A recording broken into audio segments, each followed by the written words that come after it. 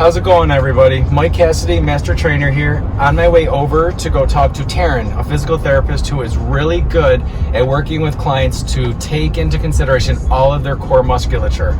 Core stabilization is a critical thing that we do, and we first meet with a client, and she's going to offer us her 3 key insights at how to make that work efficiently for you in your training.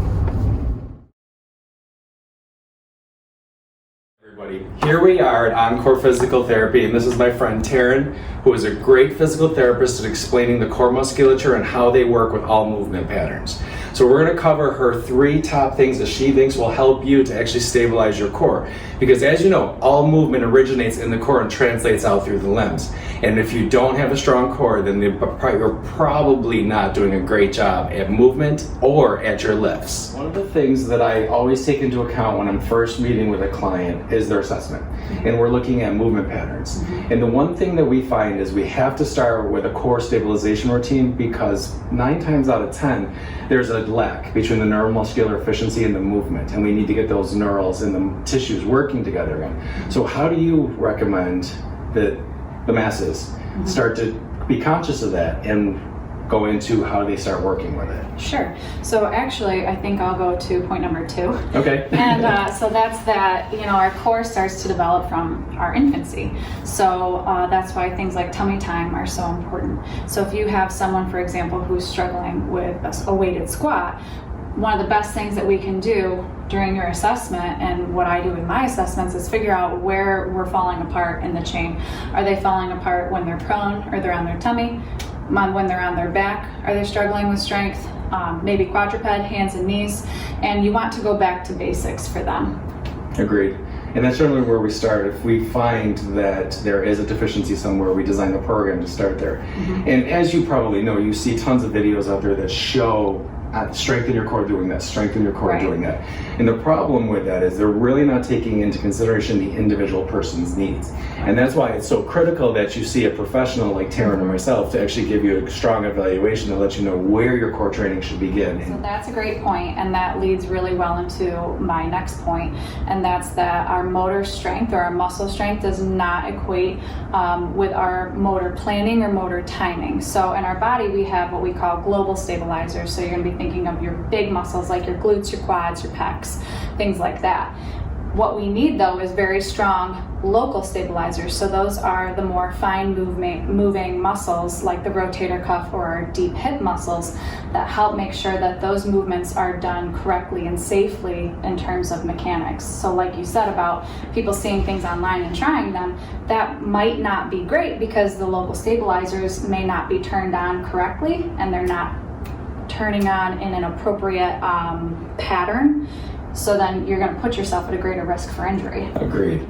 In my corrective world, I see there's 2 things. You're either making things better or you're making them worse. Absolutely. And if you're overtraining tissue that's out of alignment, you're making the situation worse. You're not making yourself better. Other topics that I like to bring up is the possibility that you might have an overactive section of the core and a very underactive. And in that situation, you have to strengthen the underactives and lengthen out the overactives, just like you're working on your calf. The core is still just muscle, and it does translate all across the spectrum of the body.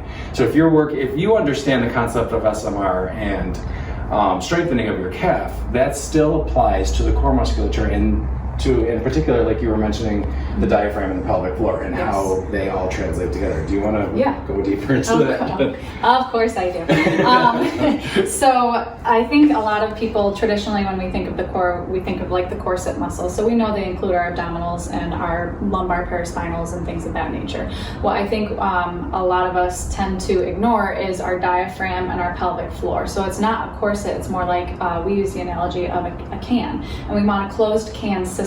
So if you have an opening in a can, you can crush it.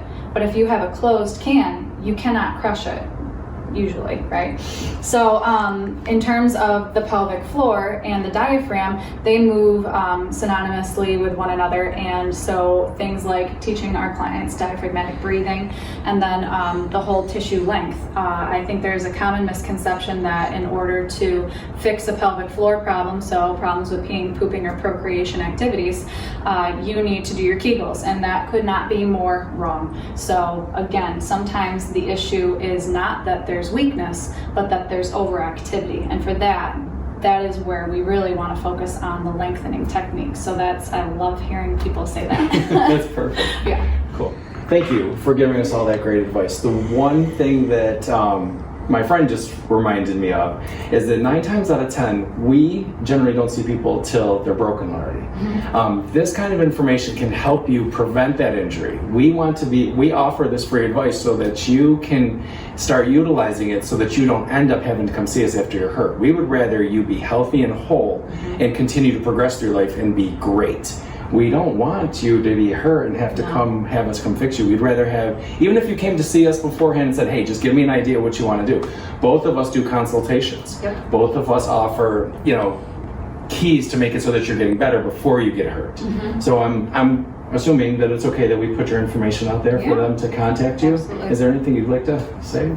I mean, I think at this point in time, it really is, like you said, this information is for you guys because we care about you guys and we want you happy, healthy, whole. And if you're not happy, healthy, whole, then be your own advocate and seek whatever care that you feel is best and most appropriate for you. Agreed. Thank you. And you'll probably be hearing from us in the weeks coming. We're going to offer some more ideas, and maybe we'll even go into some exercises that can help you to actually start working on some of these things. Absolutely. Take care.